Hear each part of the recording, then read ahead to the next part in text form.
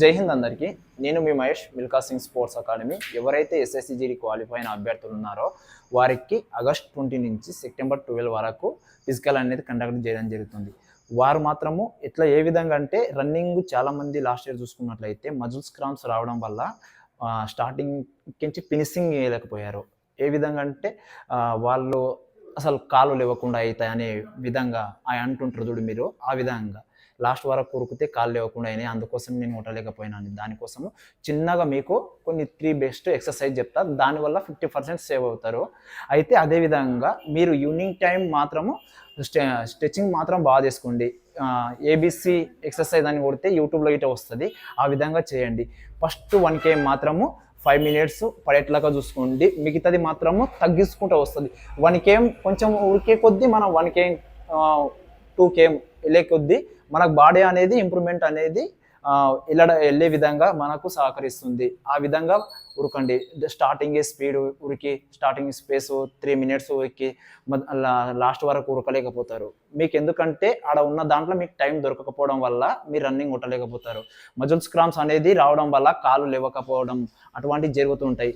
అవి జరగకుండా ఉండాలంటే మీరు స్టార్టింగే కొంచెం టైమింగ్ స్టాప్ వాచ్ అనేది పెట్టుకొని నెమ్మదిగా ఒక 5 minutes అట్లా ఉరికెట్లాగా చూసుకోండి. అందులోనే ఆ 5 minutesనే మీకు వార్మప్ అనేది అయిపోతుంది. అప్పుడు దాని తర్వాత ఎండ్యూరెన్స్ అనేది అదే దాంట్లో స్టెప్స్ అనేది మీకు ఆటోమేటిక్గా మీ స్టెమినా మీకు అనేది తెలిసిపోతుంది. అప్పుడు మీరు కొంచెం కొంచెం పెంచుకుంటూ వెళ్తే 4 minutes దాదాపు నేను చెప్పే విధంగా వెళ్ళిపోయిన అనుకో 23 minutes లోపు ఖచ్చితంగా ఫినిషింగ్ చేయగలుగుతారు. స్టార్టింగ్ మాత్రం స్పీడ్ ఉరకకండి. ఎవరన్నా దయచేసి మాత్రం స్పీడ్ ఉరకకండి. స్పీడ్ ఉరికింది అనుకో ఉరకలేకపోతారు. ఎందుకంటే ఇప్పుడున్న మనకున్న టైమే ఎక్కువ అనుకొని ఇప్పుడు మీరు ప్రాక్టీస్ చేయకపోయినా ఇంపార్టెంట్ లేదు. ఇప్పుడు నీవు ఉన్న మెంటల్గా మనకున్న పేదరికాన్ని మనం గుర్తు చేసుకొని మెంటల్గా ఫిక్స్ అయ్యి ఇక మనకున్న తల్లిదండ్రుల కష్టపడతారో ఆ విధంగా మనం అవన్నీ మెంటల్గా స్ట్రాంగ్ చేసుకొని ఎప్పుడైతే నువ్వు మెంటల్గా స్ట్రాంగ్ ఉన్నావో అప్పుడే నువ్వు ఈజీగా 5K రన్ అనేది ఈజీగా చేంజ్ చేయగలవు.